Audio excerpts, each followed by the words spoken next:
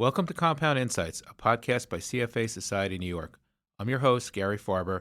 In mid-November, CFA Society New York hosted the Investment Icons Debate, the Equity Risk Premium event.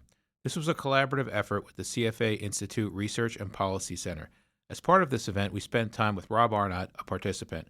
Rob is the founder and chairman of the board of Research Affiliates, as well as a co-portfolio manager on the PIMCO All Asset and All Authority Funds and the PIMCO RAE Funds.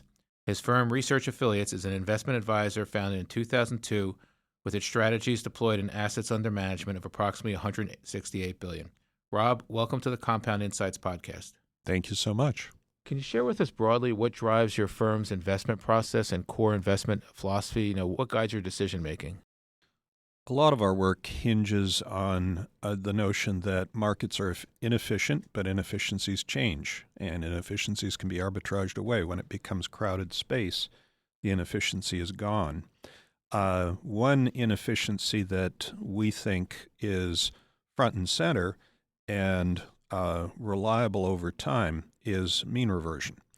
Mean reversion is evident in earnings, in share prices, in valuation multiples, in just about everything relating to finance, and can be an important driver of alpha across multiple asset classes. What about macro factors? That's top of mind often in the news, things like inflation, interest rates, tariffs, employment.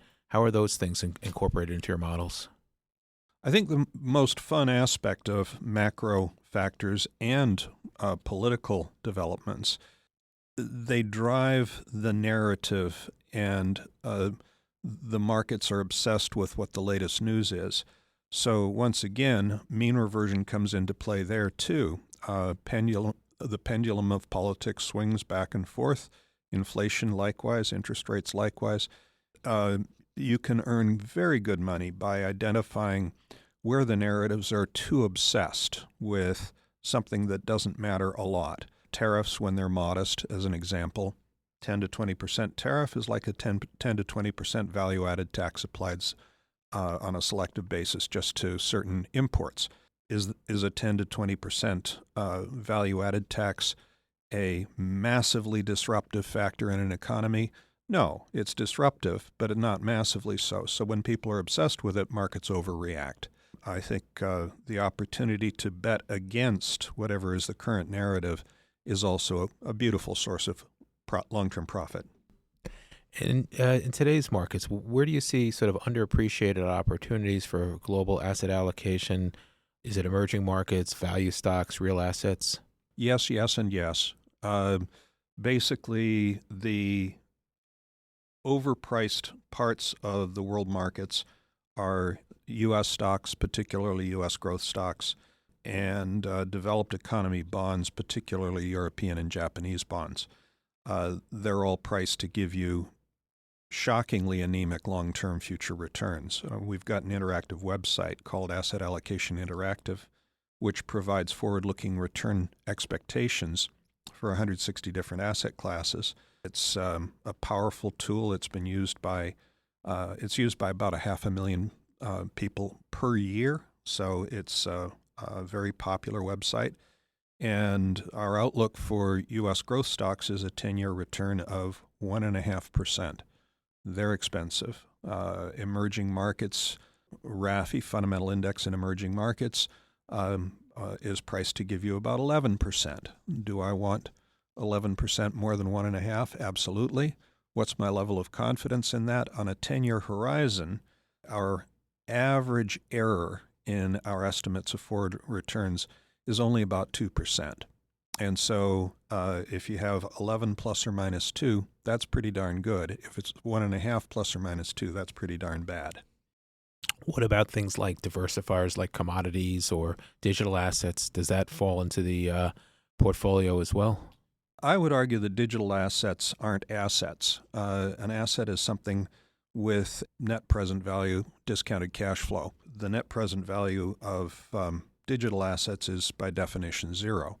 I view them as a fascinating speculative toy. Think other diversifiers like emerging markets and commodities do represent an interesting opportunity. I think we're in an environment where on a look-ahead basis over the next 10 years, the markets where most people have most of their money are priced to give you pretty lousy returns. And yet it's an opportunity-rich environment in which a whole spectrum of liquid and illiquid alternatives are priced to give you pretty darn good returns. So most will miss the boat, but the opportunities are there. And you've also argued that it's not really a risk premium, but a fear premium that drives investor behavior. Can you elaborate on that? Sure. There's actually a paper on SSRN, Fear, Not Risks, Drives Asset Pricing. Harry Markowitz pioneered modern portfolio theory with mean variance optimization as a tool. The tacit assumption, Harry was a dear friend of mine, and we talked about this a lot. The tacit assumption in optimization is that people want return and do not want risk. That's partly true, and yet from the early days of MPT, people knew very well that investors fear downside risk. They don't fear upside risk. Nobody's afraid of making money. Nobody's afraid of making a lot of money with big upside risk. Ed McQuarrie and I did a paper showing that upside volatility is desired, downside volatility is not. So we characterize it as fear of loss and fear of missing out. Fear of loss, you don't want downside risk. Fear of missing out, you do want upside risk. People have known this since the dawn of modern portfolio theory, since the dawn of capital asset pricing model.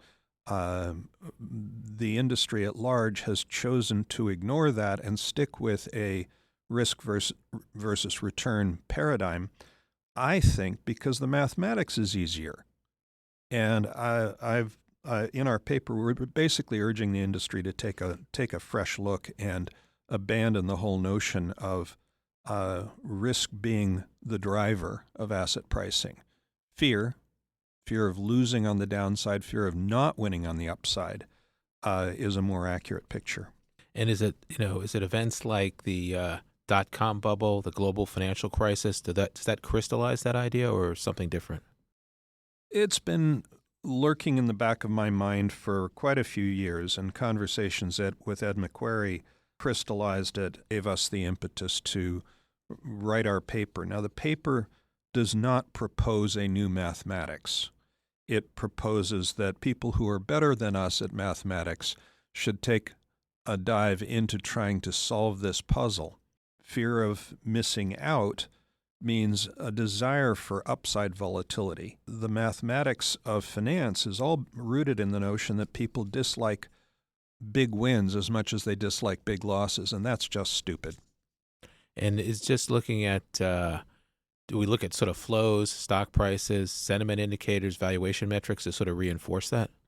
I think so. Well, just as an example, in the late stages of a bull market, people's memories of their last bear market losses start to fade, and fear of missing out becomes the dominant fear. If fear of missing out is the dominant fear, in other words, if appetite for risk on the presumption of upside risk swamps fear of risk on the downside, then the classically defined risk premium should be expected to go negative, which is something that under classical finance theory is impossible to imagine.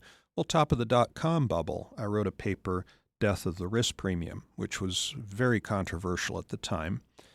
And the basis of the paper was stocks had a yield of 1.1%, tips had a yield of 4.3%, stocks would have to have earnings and dividend growth of 3.2% just to match government-guaranteed inflation-linked bonds. What's so hard about 3% growth? Well, over the last century, the average growth has been 2%. And so if the average growth is 2%, then that means you have to have outsized growth for stocks to beat bonds from those levels. That led to fear of the death of the risk premium as a paper. And yet, to this day, 70 years after the launch of modern portfolio theory, 60 years after the launch of capital asset pricing model, people stick to the mathematics of risk being something that people shun. And It's an asymmetric shunning. People love upside risk. And can we dig a little bit deeper here into the research affiliates models themselves? How is this sort of incorporated into your modeling? We haven't figured out how to incorporate it into our models in any direct way, other than to just simply acknowledge that there's nothing written in the laws of finance that say that the risk premium must be positive, that you must earn an excess return for taking on incremental risk. That's a naive oversimplification. And do you think who's more susceptible to this? Is it institutional investors, retail investors, or really just both? I'd say both. I like to joke that retail investors are enormously prone to chasing momentum and listening to narratives and investing according to narratives. They're almost as focused on momentum and narratives as institutional investors are. And shifting to today's U.S. markets, particularly given the overweighting of technology in the S&P 500, is that new market paradigm? Is this at a moment in time, or is it that's the way it's going to be going forward, really? And how do active managers keep pace with those indices? Most active managers don't keep pace, and part of the reason for that is the flood of money into index funds pushes up the valuation multiples of stocks that are members of the index versus stocks that aren't. If you look at stocks that are members of the S&P 500 or the Russell 1000 and compare them with stocks that aren't members, you find a 2.5 to 1 spread in valuation multiples. Now, the narrative is these member companies are wonderful companies with stupendous growth opportunities, and the non-members are crummy little companies that are going nowhere. However, in point of fact, over the last 30 years, stocks that were not members of the S&P 500 or the Russell 1000 had earnings and dividend growth that was 1% to 2% per year faster than the growth of earnings and dividends for members. So that tells me that you can buy superior growth opportunities for 60% less than with an index fund where you buy inferior growth opportunities. It's a complete contradiction of the prevailing narrative, but like I said, I love it when a narrative takes hold, creating inefficiencies that we can exploit. And is today's market weighted more towards fear of loss or just fear of missing out, would you say? Absolutely more afraid of fear of missing out. And do you see any catalysts at all for a correction or some change in this outlook, or is this we're gonna ride this for a while? That's a really fun question. I view the quest for catalysts that can burst a bubble as a fun parlor game.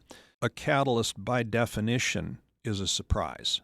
By definition, it's something that people didn't see coming, or at least most people didn't see coming. So what could be a catalyst? A recession, a spike in inflation, pushing interest rates higher, any of a lot of things. Antitrust suits against members of the so-called Magnificent Seven. Any of these things could be a catalyst. I think the more important thing is to recognize, one, bubbles can go further and last longer than you can possibly expect, and therefore bet against them in a modest and measured fashion. I like the idea of averaging out of, trimming down your holdings in frothy companies, not bailing out entirely. Fundamental index, just as an example, in the U.S. has 18% in the so-called Magnificent Seven. The S&P has 35%. So we're half-weighted. Okay, well, that's a significant bet against, but if they keep going, we still participate modestly. And what about international markets? Can you sort of give us your take there? How do you view those today? Collectively, international markets are priced as a bargain. EFA is priced at about a 40% discount to the S&P. Emerging markets about a 50% discount.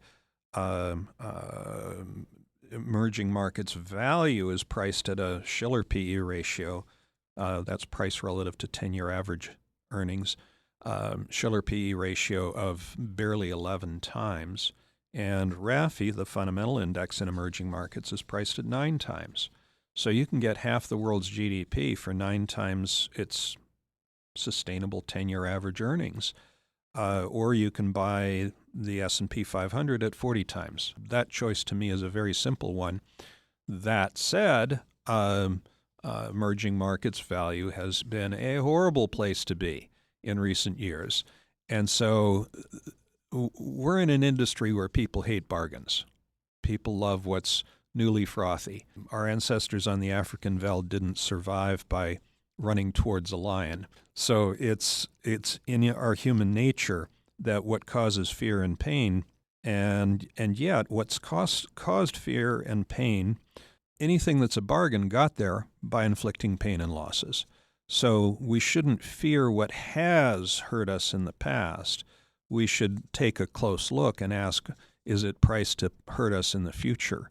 As often as not, it's the assets that have given us great joy and great profit that are today priced to inflict pain and losses in the future. But you would say still maintain conviction in those type of investments as well? For the patient long-term investor, yes.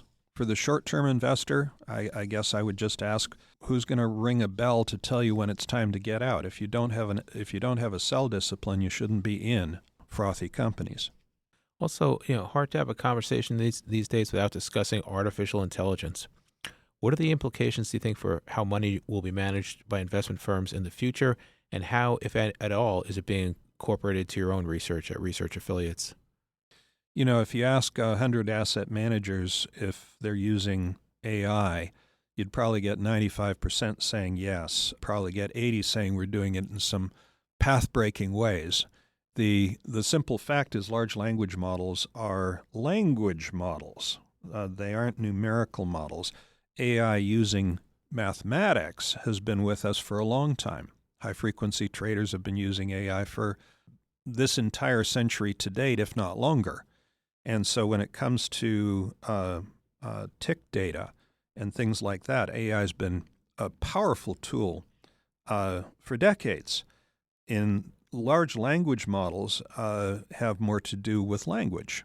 And so we use, I love working with AI as my search engine, as my favorite research assistant for getting started on fun research projects. We don't use it in the investment process per se, and there's a very simple reason for that. AI is massively data hungry. If you have thousands of samples of data, AI is useless. If you have millions, it might be useful. If you have billions of samples, now you're talking. That's short horizon tick data. If you're a long horizon investor, AI is a tool that might be mildly helpful, but it's not a powerful tool when it comes to things like macroeconomic linkages and long-term return expectations. Common sense and an awareness of how assets deliver returns, much more important than AI. What's your advice to the next generation of portfolio managers? What mindset or skill set would you emphasize most that they have? I think any advice I could offer on that would be useful on a 5-year horizon at best. I would say have an open mind, be endlessly curious, constantly look to learn, constantly challenge prevailing wisdom and prevailing assumptions, and ask questions about what is the prevailing narrative perhaps missing. And likewise, quantitative investing versus fundamental investing, bottom-up investing.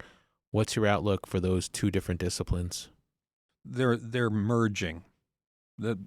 Try doing fundamental investing without quantitative tools these days. Try doing bottom-up or top-down without being aware of both the fundamentals and quantitative tools. What lessons from the last several decades of financial research evolution do you believe are most relevant for today's investors? And which past beliefs do you think are most likely to be sort of overturned in the years ahead? The lessons of past decades are that, like many professions, there's a prevailing narrative of how things work. And I forget his first name. Kuhns wrote a seminal book in, I think, 1962, The Structure of Scientific Revolutions, and he coined the expression punctuated equilibrium.